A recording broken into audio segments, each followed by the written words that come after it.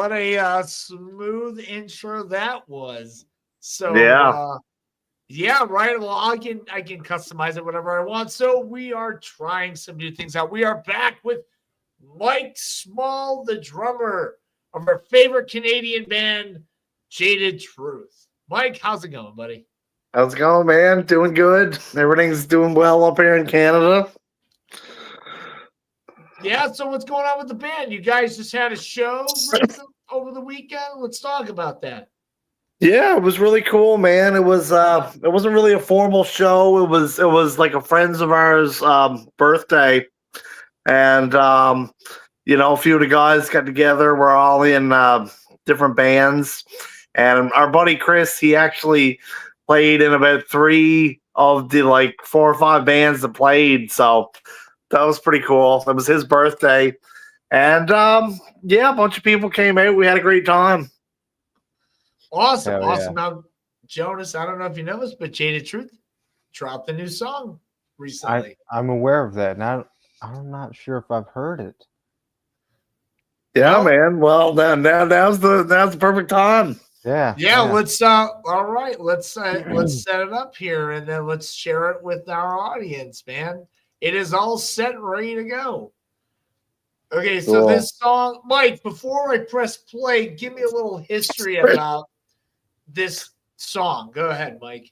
Yeah, well, the song is called Unraveled, and it's a pretty cool track, man. It's heavy. It's a little bit of, we like the doomier side of Alice in Chains and stuff like that. It's got a bit of the grunge element, and, we've had a few comparisons to even stuff like Acid Bath, which is, I don't know, it's a bit of a stretch, but I mean, I could see maybe where some people might get a bit of those vibes, and yeah, it's a really cool tune. Those are awesome. Great comparisons. Absolutely, yeah. We're getting compared to Acid Bath. I've been listening to a lot of Acid Bath over the past year, which is crazy because they just announced a reunion. So, it's good company for sure. Yeah. So, all right. Well, hey, we have 2 people watching. We have my brother. We have our Jonas's #1 fan is here. Mr. Chabot in the house. You got it. Look at that guy, man. He's a serious guy. And my brother Tim. Can't wait to see you, brother. Brother Tim. All right, so let's press play, and then we'll go into it, and we'll listen to it right now. All right, here we go. All right.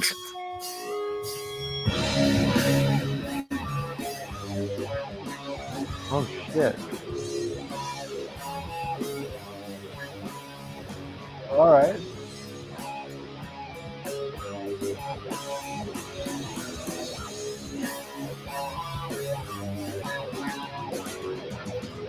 So you hide yourself under sheets floor to see if you can take us for a fool. But the narrative's changing, the thoughts rearranging, the trust is fading. Only we have the proper tools. Someday we'll unravel the spool. But the narrative's changing, the thoughts rearranging. Sorry to stop it midway through, but my brother said the audio needs to be turned up. Can you guys hear everything? I can hear it a little bit, yeah. Yeah, it's a little it's a little muted. All right, so then let's I don't know if you can hold on. No, but that riff is fucking awesome, dude. Thanks, man. Yeah, it was pretty cool. That was a cool riff the guys had there, and it was a cool collaboration between Roger and Kyle. Sweet. All right, go ahead, Jonas, please. Is he using like some sort of treble effect with that guitar to kind of get that wah wah wah noise? It's a wah pedal, yeah. It's a Jerry Cantrell wah pedal. No shit, perfect. But he's got it's Jerry Cantrell's signature, so awesome. It's pretty cool. I like that, dude. Well, I did choose. I did say share with audio, so attempt number 2, I guess. Yeah.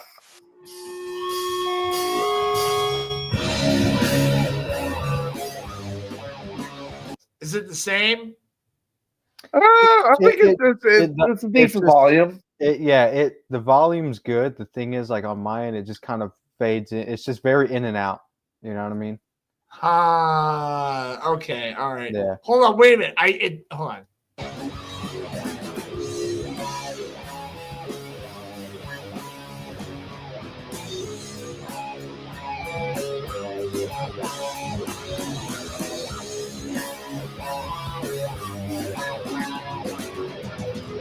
So you hide yourself under sheets to see if you can take us for a fool. But the narrative's changing, the thoughts rearranging, the trust is fading. Going, we have the proper tools. Someday we'll unravel the spool.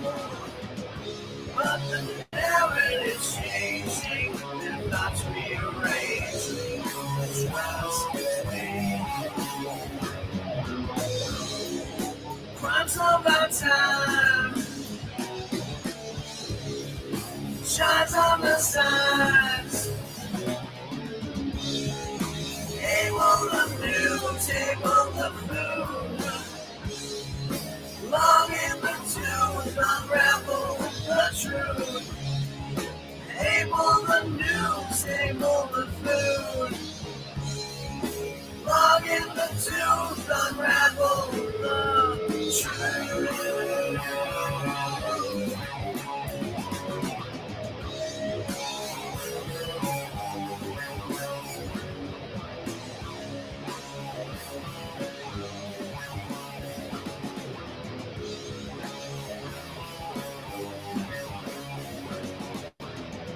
So you've woven the threads of control. They think that you're here to console. But the story is written, no hand to be bit. Everyone's listening. All the advertising takes a toll. Soon everybody else doing wrong. Sorry about that, guys. But all right, so let's just. I know it's still cutting in and out, isn't it for you guys? No, yeah. It was playing better. I thought it was all right. Yeah. Right, but I mean, so, we can talk a little if you want to play. If you want to play more of it, but we can talk about it a little bit if you want to. Jonas, what do you want to do? Do you want to finish the song? We're at 2 minutes left. We'll talk about it for now. Okay, sure. Yeah. Well, Jonas can. So go ahead, okay. buddy. So is this one part of the new album? It is part of the new album. Yeah, we kind of released it, I guess, as a little teaser, to kind of show people what we've been working on. But yeah, it is going to be on the new album, which is hopefully coming in the next month or so. Perfect. So what all is next? And also, what's the new album called? See if I can reveal. Well, I guess I can reveal the title. Our new this is going to be a Friendly Man exclusive because we haven't discussed. But you know, the beauty of being independent, we don't really have to worry about a record company or anything telling us not to. So the title of the new album is called RX2, and it's a concept album. It's a sequel to pretty much our debut album, which was RX1, just RX. So this is a pretty much a continuation of the story of RX. Okay, is this a concept album that you guys created or what? Yeah, it is. Yeah, well, our first album, RX, was a concept album, and it was pretty much a story about a guy who was like going through addiction. He was having like mental issues, like dreams, and there's a bunch of different themes on that first album. Now, we didn't necessarily write it as a concept album. We wrote the songs, and by the time we were getting close to the end, we said, hey, there's similar themes with these songs, like I said, of addiction, dreams, mental health. So we kind of combined that together into a story. This time, we kind of did the opposite of that. We knew what we were going to do. So, and I got to hand it to Kyle. He wrote all these fantastic lyrics and crafted a whole narrative of a story, which is this time we actually made a genuine concept album.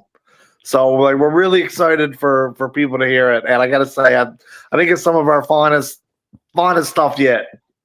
I'm excited for it because before this, y'all kind of had a little bit of a hiatus, huh?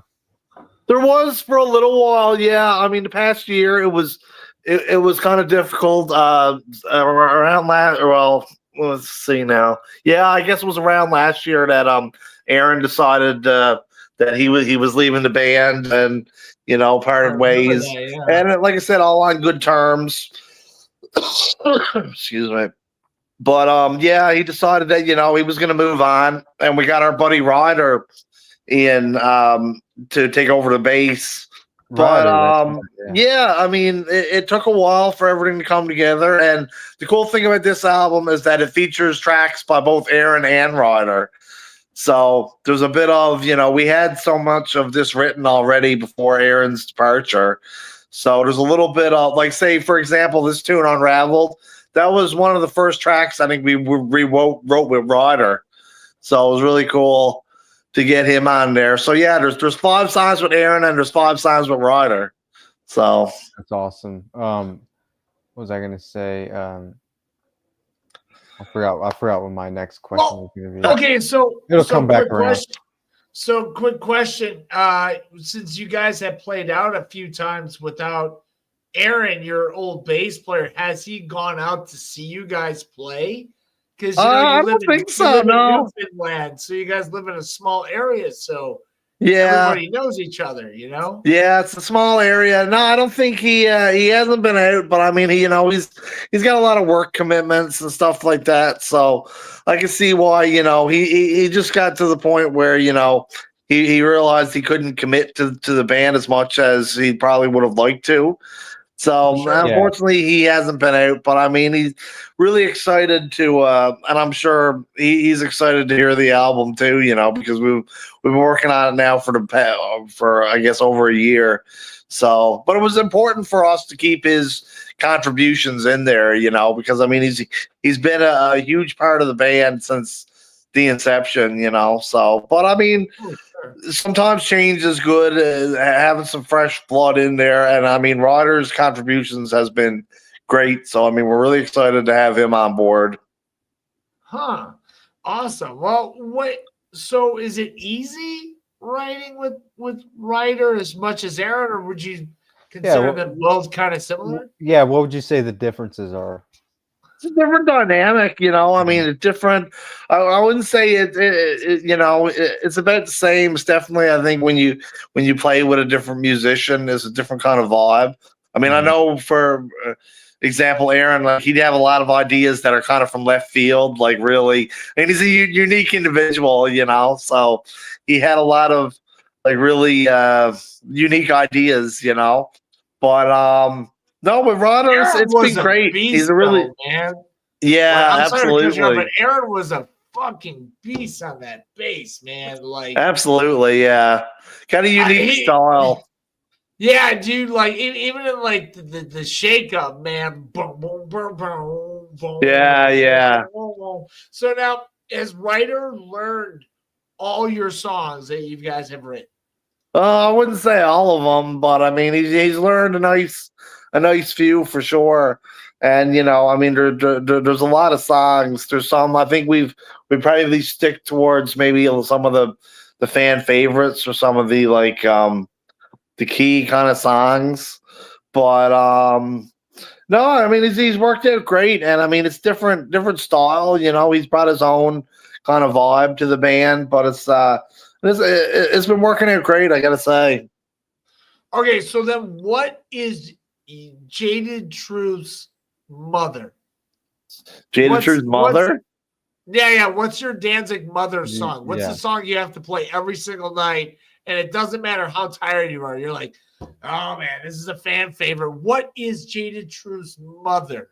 Well, there's one song called Untouchable that's really we usually play that one probably every night. That's one that's just really special to us, really heavy kind of groove and riff. And it's probably still one of my favorite songs to this day. And like the name says it all, Untouchable. It's just so heavy, groovy song, and it's kind of. I think that one's probably one of the definitive ones for sure. Awesome, awesome. Now, do you get tired of playing any songs every night? Like, are there any songs that you're just like, oh man, I hate this one? Did you guys? I don't think so. I mean, we've only been together like 5 years, 6 years, so we haven't. I don't think we got to that point yet where we're sick of them. Yeah, I can't imagine like being in some of these bands that have been around for like 10 years and you go through their like, can you imagine being a Megadeth and you're like, all right, man, we have 4 albums that people really give a shit about. Yeah. And all the rest are just kind of fillers. So like, oh, we got to play Hangar 18 again. Like, I really wonder if Glenn Danzig gets tired of singing Mother. I don't know, man. I mean, sometimes I guess you can. It's different opinions with different people. I've always heard people say, like, when you've got a hit song, I mean, you never regret like your lottery ticket. Like No, you got to think like, hey, this song paid for my house. Like Right. Literally. Yeah. So it's hard to. It's hard to not love that. So, all right. Well, now is the whole album? It's recorded, it's mastered, it's all good to go. We're getting pretty close. I've still got a few tweaks, and we still got a few things to finish off. But it's 95% done. I'm still tweaking some of the mixes and some of the stuff like that, but it's very, very close to being finished. Wow. What else do you need to do with the new album? Well, there's a few things we got to tie together. Like I said, one thing about this is that we're gonna have like skit tracks that tell that was the thing about RX where we tied it together with the skit tracks, which kind of added to the narrative, So the skit tracks are going to pretty much reveal more of the story and like where we're going with this. And I mean, we had the idea for a while, and even when we did that album, that was the first album, and so many people said, "Hey, you guys going to do a concept album again? Like, it's really cool, like has like a narrative kind of thing." And we were like, "Well, maybe we're not going to do it this time." We tried to, try something else, and then so many years, people were still asking for that. So we figured, like, well, if we're going to tell a story with an album, why don't we continue our own story, like one that we've already started. What happened to this character? What was like, how did he fare in his journey? So cool. Well, hey, this is the jaded truth of it all, man. Yeah, definitely. And it's I mean, I don't want to give away too much about it. I mean, I've already kind of the big reveal now, you but spilled the beans already, man. Kyle's gonna kill you, dude. It'll be cool that people can, if they listen to this interview, they can get a little, tidbit before we do the official announcement. But that's coming soon in the next couple weeks. But no, we just felt like, this one is more like political in some parts. It's kind of a different it's a similar story, similar precedent, but it goes into different territory that we didn't on the first album. And cool. I gotta say, like, Kyle really outdone himself on the lyrics. I think this is some of the best lyrics he's written, and like very potent, I would say, to like the current political climate, which is kind of interesting. I mean, obviously, with the news and stuff like that, you can't really keep track of things are changing every day. But there were certain things that were in the news at the time that we were kind of like, wow, it's kind of scary how it related to the album. Sure. Yeah, well, I can say I've listened to the song. Unfortunately, Jonas will listen to the full song in its full entirety and glory. And Yeah, absolutely. It is really dark. It's darker than some of your other stuff. I love that. Like I love just the dark, almost kind of spooky riff that it has. Like yeah, like you said, it is kind of doomy. I do totally get the acid bath. Yeah, that was sludgy Alice in Chains sort of mix. Yeah, but y'all are really good at that. Like y'all know how to pull that sound off. Like I feel like no matter what song y'all have, they all have that element in it. Oh sure, you know, like and that's awesome because good that's to hear, man. Thanks a lot. I mean, to me, that's y'all's sound. Like y'all have actually come up with y'all's signature sound, and that's like the common denominator with every song that y'all put out, and I think it's fucking awesome.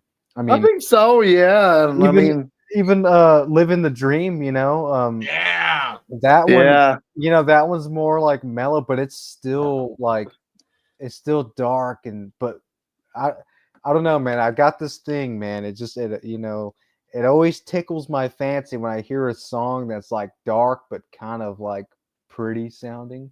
You know what I mean? I've always been into that too myself. Yeah, dude. And I just living the dream. I don't know. That one just really like that one's one of my favorites, like all time. I listen to it almost on a regular basis, like going to work. Thanks, man. Yeah.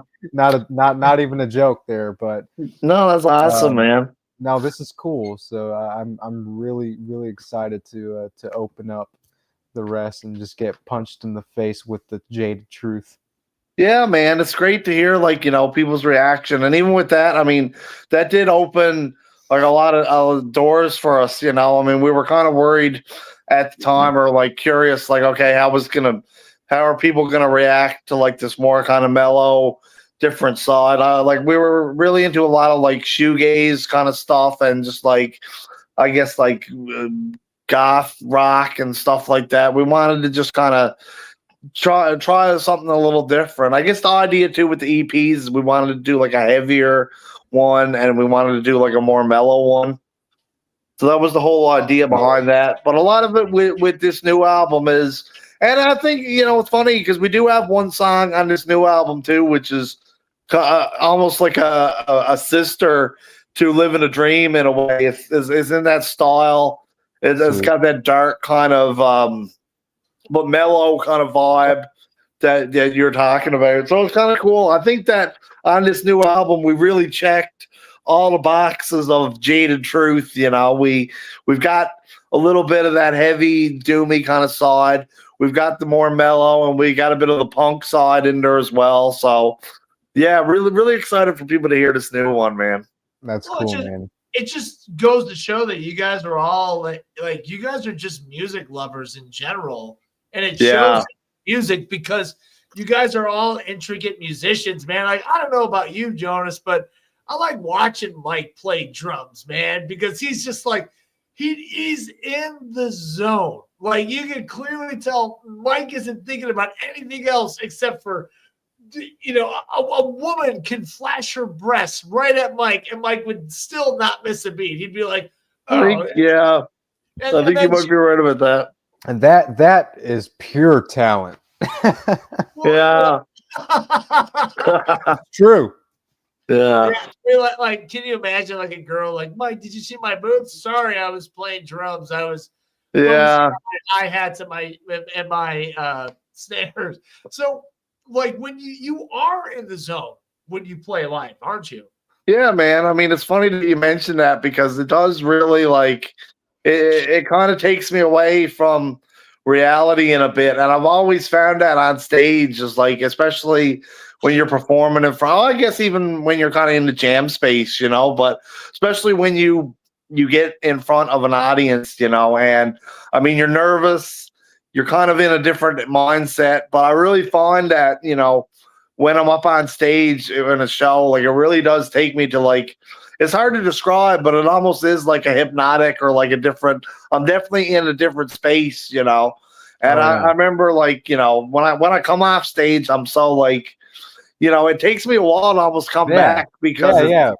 it's such an experience, It's a come down, really. Yeah, for sure. I know exactly what you mean. I mean, I'm a drummer too, man, and it's just when you get locked in your zone, like it happens to me all the time. Like I'll be home and I'm playing, I'm just in the zone. Yeah. And if somebody comes home and like somebody walks by, it freaks me the fuck out. I get like terrified, like whoa, what's going on?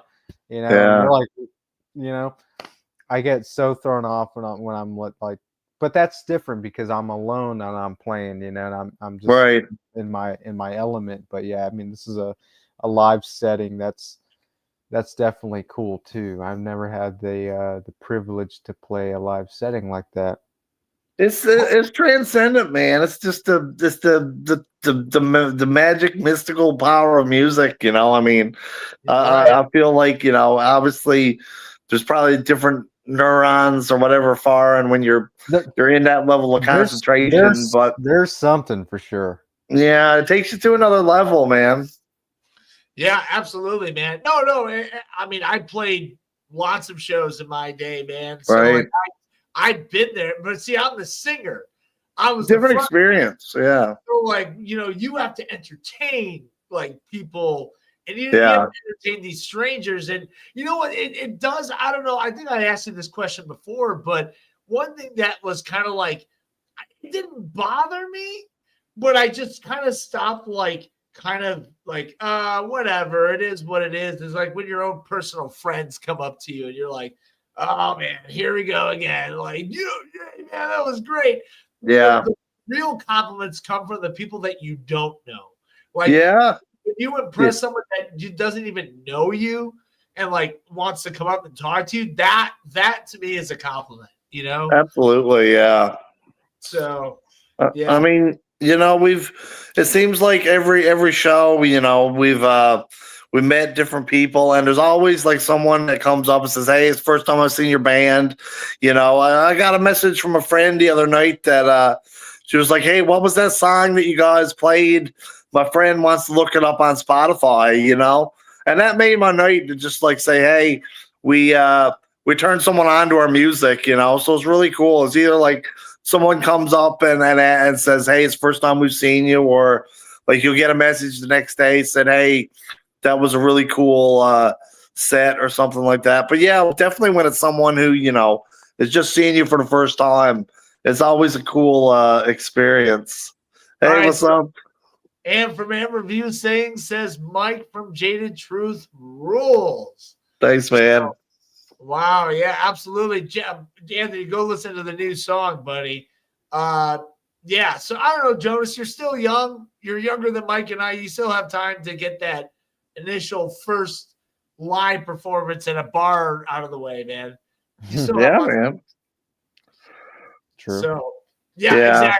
Now, Mike, what do you do before you get on stage? Do you like take a practice pad and just hit it for a while? What do you do? Not a whole lot, but just kind of, I mean, sometimes we will have a jam like before, like say before we go to the show, we'll get together like maybe like an hour or so before and just, I mean, we usually live pretty close to the bars that we play, or at least, where we've played for the past few years. So it's just like about a 20-minute drive.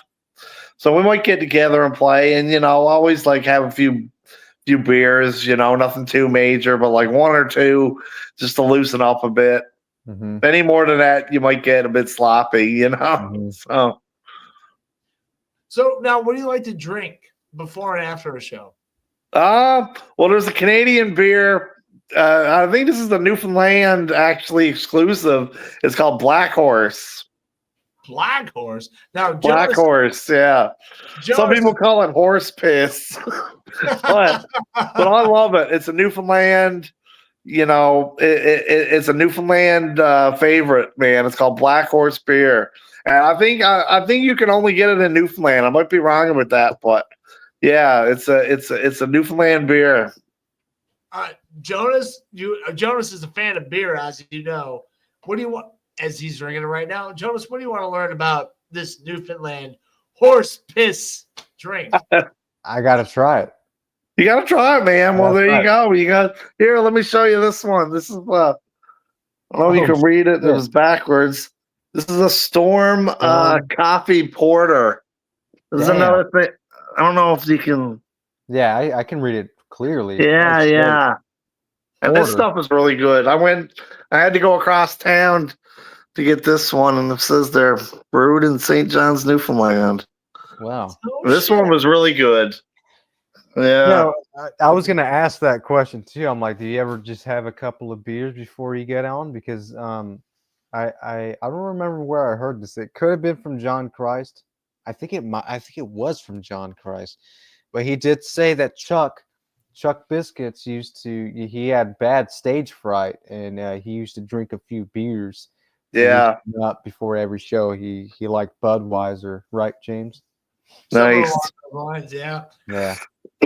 So, Yeah, I can't say that I have stage fright, but I do kind of get like, it's a weird headspace. Yeah, yeah. Maybe it is, but it's just like I always get kind of a weird anxiety, before I go on Yeah, stage. yeah. Sometimes I'll just kind of go off on my own and just kind of, or like sometimes I'll be really quiet and just kind of maybe it is like a stage fright that I'm just kind of reacting to in a different way, But yeah, have a few beers, that'll kind of loosen you up a bit for sure. For me, I'm just like, I feel like I'm more like if I didn't have a couple of beers before getting on, like I'd be in a too serious headspace. Like Sure. I would be pretty locked in, but I'd be serious.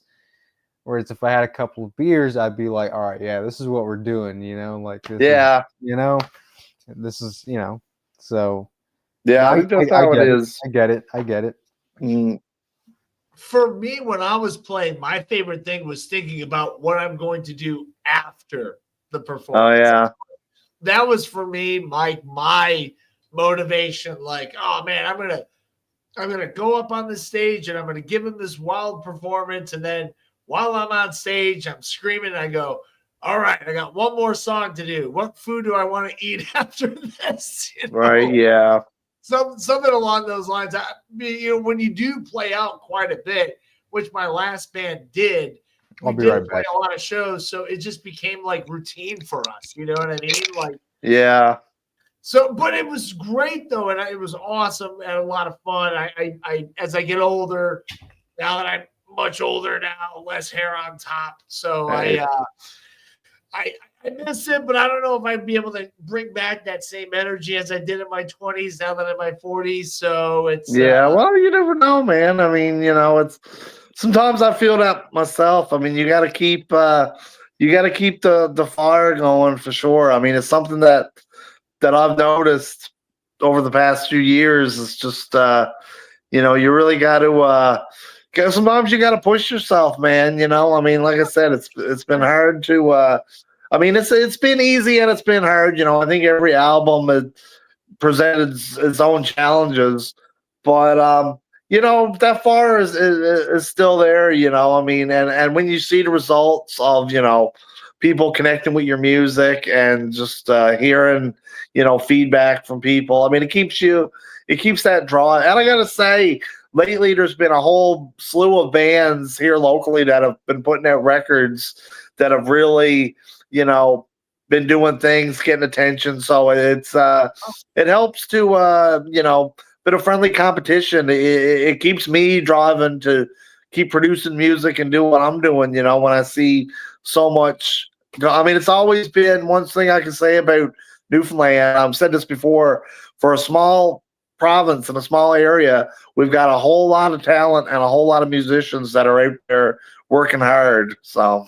And that's what's kind of cool is in your area in Newfoundland, Canada, everybody knows everybody, man. Yeah, that too. Yeah, for sure. So like every time you guys play out, there's going to be at least a certain amount of people at every show, right?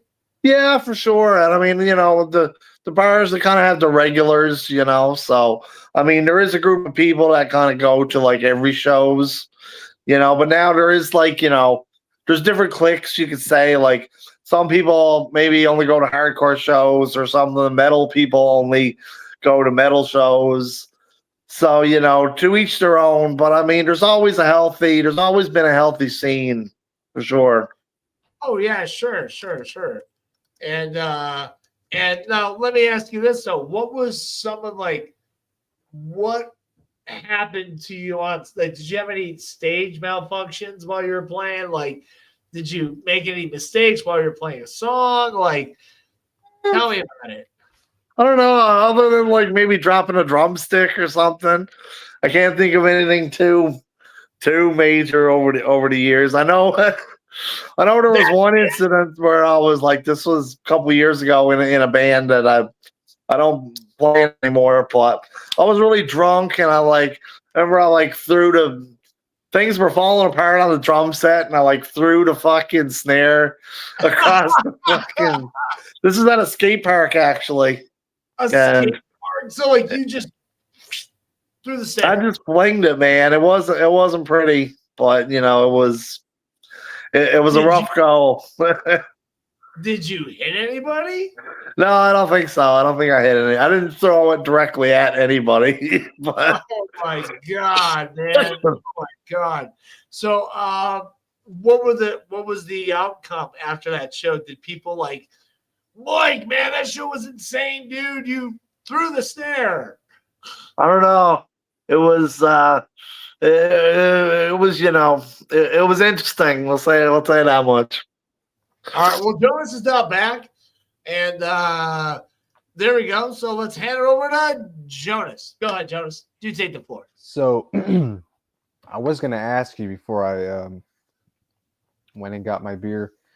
So back to the live performance. Right, I'll be right back now. Jonas, take the floor. All right, you got. Do y'all do a lot of fan interactions or crowd interactions? How do y'all normally go about it? Like, do y'all like to kind of talk with the crowd and kind of get them? A little bit, yeah. There might be a little bit there. It's not like it's not like the whole kind of thing. Like, hey, give me an R, something like that. Like, right, it's not like that whole kind of thing. But I think Kyle has his own kind of, he's usually the only one with a microphone, so they don't give me a microphone. Gotcha. But no, there's a bit of fan interaction, bit of storytelling maybe, or a bit of banter. But for the most part, it's just kind of playing the tunes, and a lot of. You might only have like a half hour or, however long for your set. So we just try to bang them out mostly, That's cool. Yeah, well, one day, I'm working on getting my passport. So one day, James. That'd be great, man. No, we got to get you guys. Yeah, man. You got to get you guys up here and hopefully if it's sometime where we got some shows lined up, Well, we can. We're serious when we say this. We'll fly up there, man. We'll rough it out. Oh yeah, We'll absolutely. If we have to, dude. I mean, James and I are the perfect rough out duo. James and I can get through any situation or adventure. We're capable of it. I know it. Yeah, absolutely. No, that'd be awesome, man. Definitely. And like I said, there's always cool shows. There's a lot of cool bands around, and yeah, I mean it's a vibrant scene, man. I mean it's a small area, but there's bands all the time. Like even the past few weeks, I've seen like 3 or 4 bands that have put out new stuff. So we're really itching to get this record out, and there's like a few things that we got to finish, but where the next thing for us is going to be to do a video. So the next release is going to be a video, probably coming towards the end of the month. And then we're shooting for towards the end of April to drop the full record. So with videos, how do y'all come up with y'all's ideas for videos? Yeah. Well, a lot of times I think the videos we've done so far is mostly be find an abandoned place where we're not going to be bothered too much or get in anyone's way, and just set up around there. I mean, we got a few ideas in mind for this new one, but it's where personally I felt kind of I've had to really rack my brain to find ideas because, like, okay, we filmed in this place, we filmed in the abandoned like radar station, we filmed in this other. So, it's like, what do we have left? So here's another thing. Like, do y'all ever kind of like? Because I know a lot of bands do this. I feel like a lot of my favorite bands sort of do this. Like, for each record, you know, the band kind of has a theme. They have a theme for each record. And like, I guess Yeah, you know, when they tour it, when they play live to promote it, that's the theme for the band. Like right. you know, like think about bands like Typo or like Yeah, absolutely. even Depeche Mode. You know, they're very theme based per Yeah, record and album. I think that's cool. I think that kind of shows like the actual artistic aspect of them. You know, that's like beyond just the music and songs. absolutely. Yeah, That's like that's visually artistic and everything. You know, even the colors yeah. that they pick for this album is the theme. You know, and I think that shit's cool.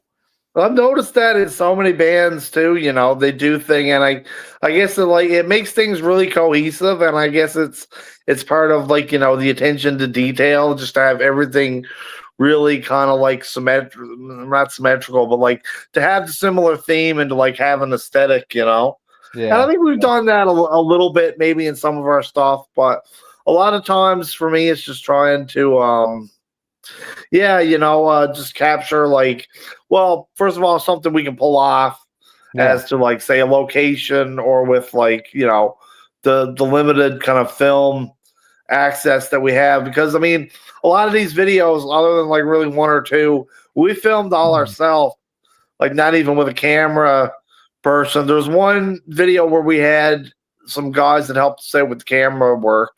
But other than that, I think we just all either putting the camera on a tripod, or like the shake up video, for example.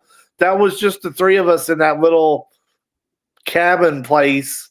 And if it wasn't, like, a lot of people don't realize, but if it was the guys, then I was behind the camera, or it was part with me behind drums, and that was like Collar Aaron behind the camera, and we just like edited it together so it looks like we were all. But other than the shots where we're all playing together, it's like one filming the other.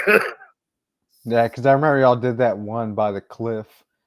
Yeah, And that one we had some almost, buddies of ours that filmed that. who was it that almost died? Was it died, Aaron? right? Didn't Mike almost die in that video? Yeah, we got pretty close to the cliffs on that one. Yeah, it was a few friends of ours. Is that the one where you didn't have a kick pedal? I didn't have. Yeah, I didn't have a kick. Yeah. Yeah. I had to drive home because when we got out there to that place, and it's about maybe about a 45-minute drive, and I didn't even have the drum stool, the throne. So I didn't even have anything to sit on. You had to sit on a lawn chair or something, huh? No, well, we actually drove back and got it. So the guys waited for like but like an hour. Then we had to drive all the way back to my place to get the shit, because I'm like, man, I can't sit on a rock. We were in the middle of nowhere. So Yeah, that would have sucked. yeah. Good move on that one. Yeah. Could have been a rock. Oh man. Yeah. So are you guys shooting ideas for the new song? Yeah, we've got a few ideas for sure. There's a few kicking around, and we're hopefully now the week or next week, I think we're gonna start filming that. So it usually doesn't take too long to film together, maybe like a day or two of getting footage, and then a couple hours just piecing everything. We've got a few different ideas, so this one is going to be a bit more intricate. Like, there's a few things we got to do, like film, and then we got to re-film, because we're going to get so much footage, and then we're going to like add to that. So there's a few different steps that we got to do, but no, really looking forward to it. Each video is a cool experience for sure.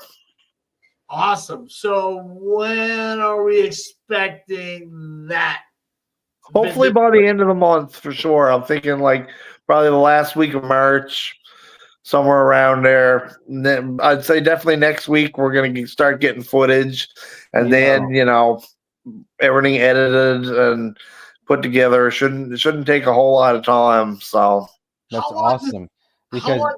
Go ahead, Jonas, please. Go ahead. that's great because you know what? In all honesty, that's perfect timing because around that time is when I'm flying up to Chicago to see James. oh, nice, awesome, I'm gonna be working a convention out there. great. So it'd be great to have everything come at once. Like I That'd be get, good. Yeah, we yeah, could we do got, like a friendly man analysis of the new yeah, video. man, yeah. We'll listen to that shit Live from the Yeah. hotel room, right? live from my hotel room. Yeah, There you go. That'd be awesome. Yeah.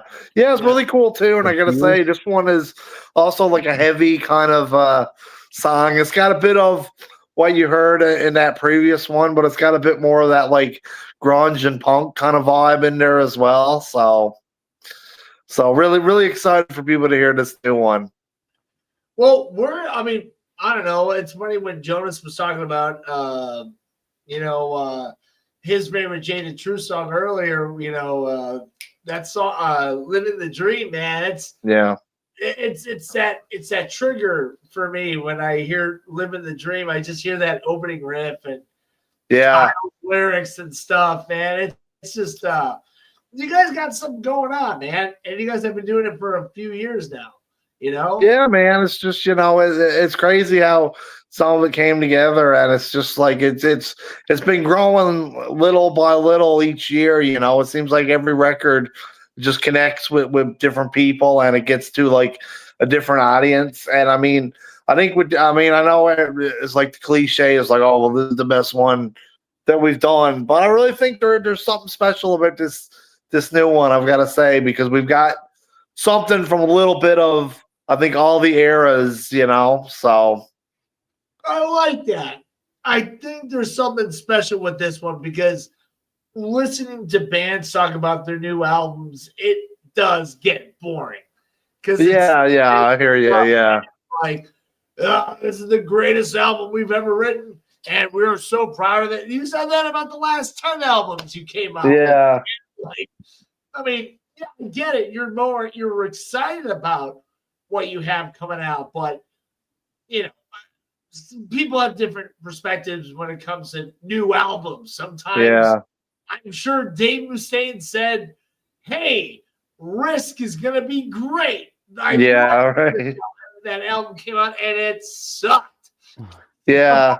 Like, I mean, time will tell, I guess. I mean, I kind of had that for the third album that we did, Take a Seat, was one that I was really excited about, and I thought like for that one, it was like I said, we were trying to check all the boxes. We had some of the really heavy stuff. We had a bit of the punk side. We had a bit of the alternative side. But I think the problem with that album, I still love it. I still think it's a great album, but maybe it didn't really have that cohesiveness because where we were trying to, it was almost like had that like mixtape kind of thing, where like it's the same band, but you're trying to experiment with different styles. And it didn't really, I mean, it's got some favorite tunes on there and like it did do a lot for us, but in a way, it didn't really connect in the way that we wanted to. It was a learning experience, because we thought like, well, we're always going to be a diverse band, and we're always going to try to have a little bit of like I said, the metal side, a little bit of punk and alternative. But I think what we've learned, hopefully, from this new album, is try to keep things cohesive, and you can experiment a little bit, but you got to kind of have that binding kind of factor, Oh, absolutely, absolutely. I would agree wholeheartedly about that. And so, looking back on it with this particular album you're talking about, do you still play songs from this album live? From Take a Seat or from the new one? See, yeah. We do every now and then. There's something, probably it might be the least because it's like more of, we did the EPs and then we did Take a Seat is kind of, like I said, it was a bit more experimental in a way, and it was. There's definitely a few songs we do play from that one, but it might be the least one that we play live. All right. So knowing that, like, of course, you just said like, yeah, I like it, but we could have gotten better at it.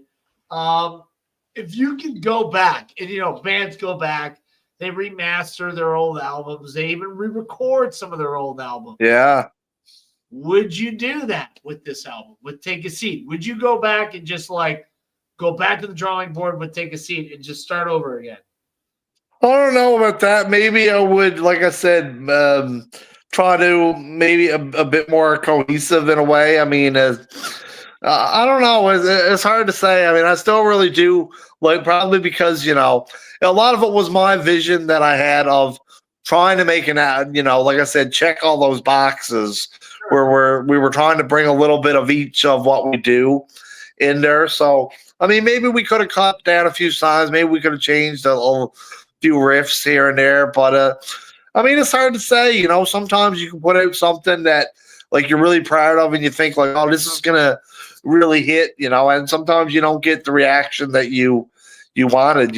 Maybe 10 years down the road, people will go back and listen to it and say, hey, this was a masterpiece that went over our head at the time. I mean, and that does happen more than you think, man. Right? Yeah. That does happen more than age like wine, you know what I mean? Yeah, that happens a lot, man. I mean, you think of, one album I'm thinking of is like Heartwork by Carcass, Oh, yeah. That's like a melodic death metal masterpiece, but back in for an album that came out in 93, it was really ahead of its time, and people were like, oh, you sold out with that album, like. Yeah, but then again though, that changed the whole Changed Melodeath in general. Exactly, man. Because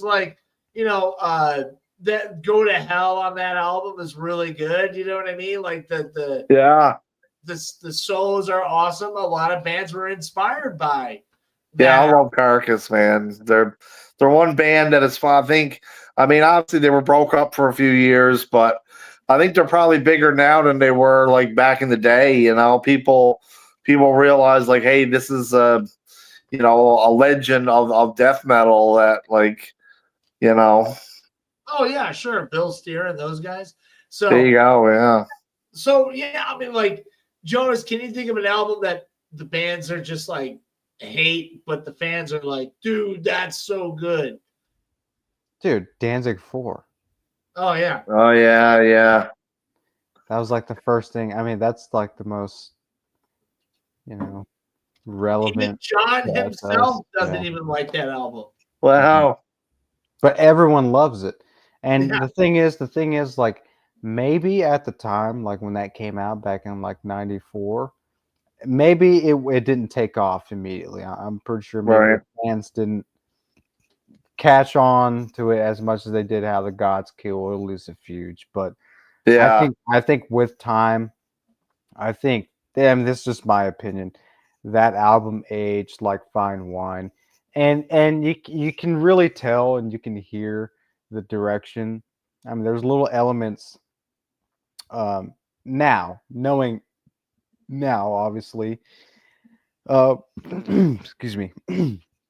You can hear the elements that Danzig was taking, the turn that he was taking, because after everything happened after that, and you got what you got, the whole industrial right.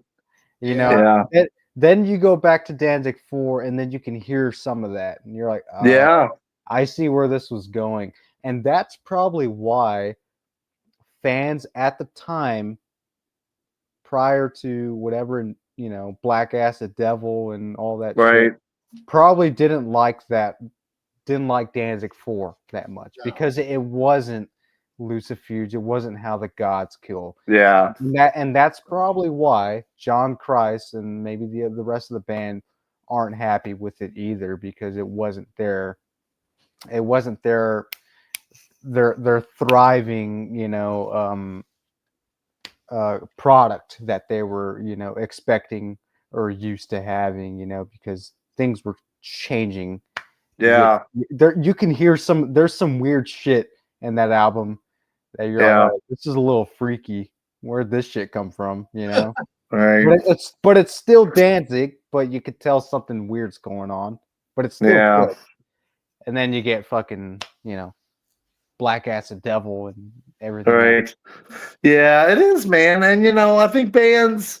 I mean, once you're a few albums in, you kind of, unless you're gonna just, keep repeating yourself. I think a lot of bands that want to experiment, you've kind of got to let other things in there, and sometimes, it might not connect, and that too, sometimes when it doesn't get the reaction you expected, I mean, that can leave you kind of bewildered in a way. It's like, I mean, each album is a snapshot in time. I mean, Sure. Yeah, totally. Well, I mean, yeah. Okay, well, we're on the Jonas. Typo Negative. They got so many albums. Are there any albums that Typo came out with that you think the fans were like, I'm not sure about it, but then later on, the fans kind of gravitas towards it and like accepted it? Because you have like, November Coming. That's tight. That's San Hain, but you have so many albums, man, from Typo.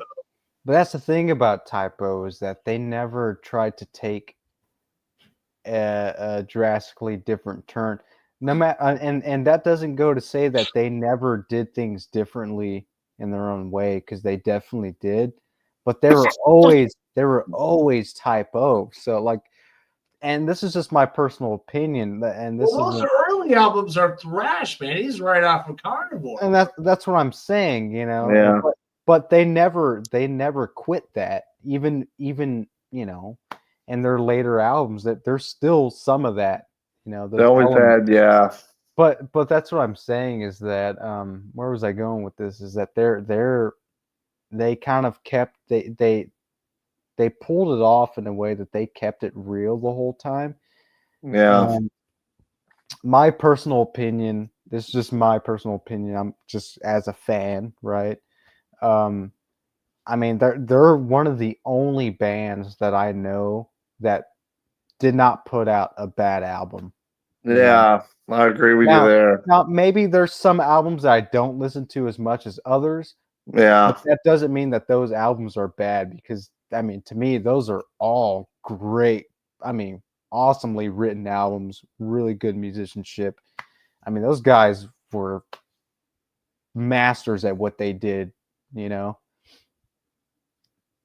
it's one band. I think with Typo, man, the one thing that might be the most biggest stretch is like probably from like Slow, Deep, and Hard to Bloody Kisses, which is more from like October Rust. An October Rust, I mean, that was but like you were saying, it was kind of like a natural evolution. Like, even though they changed, I mean, even from Bloody Kisses to October Rust is a big stretch, but it's still, I think, because Typo just had such their own sound, it was like they could go in a different path, but they were taking you along that journey, Yeah, and that's the thing. Like, they had their own sound, but it was always that sex appeal that they had. Like, no matter what the record was, there was that sex appeal. Whether it was heavy, whether it was melodic and romantic, like there's no, I don't even think there's any really fast screaming tunes in October Rust. No. And I think that's probably the only record that doesn't have that. Yeah. That's like one of their most beloved records. Absolutely, yeah. It's kind of like a thing onto its own, I mean, that's the thing about them, man. It's like each album they did was kind of like its own world in a way, I mean, each one is kind of like has its own theme or its own, like, it's its own theme, it's its own world, and it's still very Typo. Exactly, you know what I mean? Like, and that's what I just absolutely adore, that band, Yeah, me too, man. I don't know how they did it, really.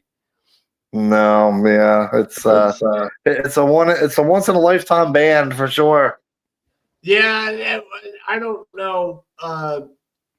Kenny has said some things that they want to do like a tribute concert for it, which would be kind of cool. But without Pete being there, man, it's never going to be the same again. Yeah, I saw an interview with Johnny recently where he talked about how like not so much of the vocals, but like his bass playing, like that would be hard to replicate. Oh yeah, to find a bass player that can pull off like what Peter did would be, damn near him. Because I mean, like I said, the dude was one of a kind, Well, I mean, let's be honest though. I mean, there are live videos of famous, popular musicians or musicians in general who probably studied the shit out of Peter Steele. Oh yeah, probably duplicate that sound because they've been studying by watching their videos on YouTube, or maybe they've seen him in concert 10 times. Like, I don't think that would be the problem. I think the problem would be the voice and the atmosphere that Pete brought to the table. Yeah. Yeah. I mean, bass players can always just go on YouTube, find something and be like, all right, he did it like this, I can copy it like that. Right. Musicians are a little bit different. Hey, Kyle is watching us on Instagram. So oh, nice. How's it going, man? What's going on, brother? Now we will not tell Kyle what the information you told us about the new album. What? We cannot tell Kyle about all the secrets you just told us about the new album. Yeah, he'll find out about that later. He knows it already, right? Yeah, right. Yeah. So we can't say that. We can't tell Kyle any of that stuff. But now, Michael, what about you, man? On this topic, what bands that you like that one of their albums was not so popular, but over time it became a classic? Trying to think now. That became a classic. Off the top of my head, I don't know. Hard to say. I want to say like, because I'm a big fan of the band Opeth, and people have always kind of where this had like the last album they put out, they had Growls again, which was a cool return to hear the growling back. But when they kind of went to the more prog rock side, people were some people got off and some people. But it's funny. There's one album that they did called Damnation, which was like their first kind of delve into like the more. Well, they did a heavy one called Deliverance, and they did a mellow one called Damnation. That's where I got the idea for doing like the one EP for us. We did it as an EP that was going to be heavy and one that was going to be kind of mellow. But when they put out Damnation, like they were doing a whole like no growls, all the progressive kind of clean style. But nobody complained. People seemed to like find that was, maybe there was a bit at the time, but not so much as when they went into their earlier, more kind of prog stuff. And then people were like, oh, well, this is not Opeth anymore. But like they never complained back with that album. So I don't know if that's a perfect example of what we're talking about, but it's just funny how, certain albums at certain times might get a different fan reaction, Sure. I would agree. I mean, it's Metallica. Do you think Load and Reload would be considered? Now those albums are almost 30 years now, 20 years old now. Do you think that those Metallica albums will be considered classics? I think so. I think they are. I mean, I've always loved those albums, and maybe because coming from the hard rock, like I look at it as a different, and maybe it's because of my age too, because they were already out like well into when I was learning about Metallica, But I remember friends of mine saying, when they went to like their high school dance and they were playing the Black Album and stuff like that, they were like, oh man, this is not cool anymore, or just even like, I had a buddy of mine who said he was getting made fun of for liking Metallica when they were like still a thrash band and kids would make fun of them. But then when the Black Album came out, it was like they were all like, oh yeah, Metallica rules. Was like, dude, you like a couple years ago, you were shitting on me for being a Metallica fan. That's funny how the world works, man. This was now in, like I said, this was a kid of the 80s, of the 90s, where for me, more like closer to late 90s, 2000s, then, I missed that whole era. There he is, Al. We just heard the secrets, man. The secrets have been lifted, man. They've been out. Sweet. Yeah. I told him the title and the concept. Well, not so much with the concept, but, It's going to be cool. Let's hear your take on it, Kyle. What did you do on this album differently than the others? Everything. Literally everything. Yeah. I kind of wrote this album out in like a storyboard form and wrote it more like a play than like actual lyrics. Whoa. And then kind of had to change, obviously, the words around to fit the songs properly to a certain degree, but I tried to write it as like a coherent story more than like one song is different than the other. That's for cool. the most part. That's cool. Jonas is a big fan of, the Shake Up and Living a Dream. Are there any songs similar? Like, are you going to make Living a Dream Part 2? Dreams are there are definitely stuff from both of those like kinds of songs from us. Yeah, I would say there's probably like definitely less than like there was on Sweet in terms of like soft stuff, but there are like probably one or two. Yeah, 2 or 3 tracks there like that, right? Cool. Well, dude, when are you guys going to be shooting the new video? When will you guys be shooting the new video? It's hopefully coming next week. Yeah, we get everyone together, and yeah, I'm really excited for this one. We've got a few ideas that are cooking, so that's gonna be the official kind of reveal of I guess people that watch this interview now they'll know, but we're 4 people, yeah. And, so So, well, Kyle, listen, man, we've been going on for over an hour. My boy Jonas is about to fall asleep. This has been great. I just want to say hi. I listened to the new song. Jonas hasn't because he's a loser. But I thought it was great. Jonas can go fuck himself. I'm just kidding. So, yeah, Jonas. In my sleep. There you go. Yeah. Jonas, what would you like to say to Kyle? Because you're a Jaded Truth fan as much as we are. Yeah, and I mean the main thing that I'm always like complimenting, especially when I talk to Mike, is your guitar tone. The guitar tone, the tone that you come up with on your guitar is like that's like the secret recipe of y'all's sound, and especially with Living the Dream. Like I've told him so many times at this point, that song is such a beautifully dark sounding song. There's just something about it, like I said earlier, that tickles my fancy when a song is dark but kind of pretty sounding. Yeah. And I don't know what it is that I mean I don't know anything about guitars, but what you do to kind of get that sound, it's just very open, kind of echoey. Yeah, dark, it's not an easy thing to do, I would say either. Yeah, for sure. Yeah. So it's a balance with that stuff. No, man, that shit's cool. Yeah. Really cool.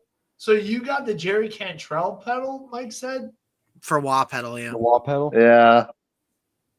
That's Jonas's favorite guitar player. See, Michael already told us your secrets, Kyle. There you go. Yeah, he's gonna share us your address, man. So yeah, there you go. So, well, hey guys, look, man. Kyle, next time we do this is all last minute shit. I'll send you a heads up when the new song comes out. We'll have all you guys on. Yeah, for sure. Absolutely, man. Yeah, definitely. Yeah, and hopefully Jonas will actually listen to the song by then. Yeah. You better. Yeah. Or we're gonna force them. Listening We're gonna to force it them, yeah. on the way to work tomorrow morning. I'm listening to it. Awesome, man.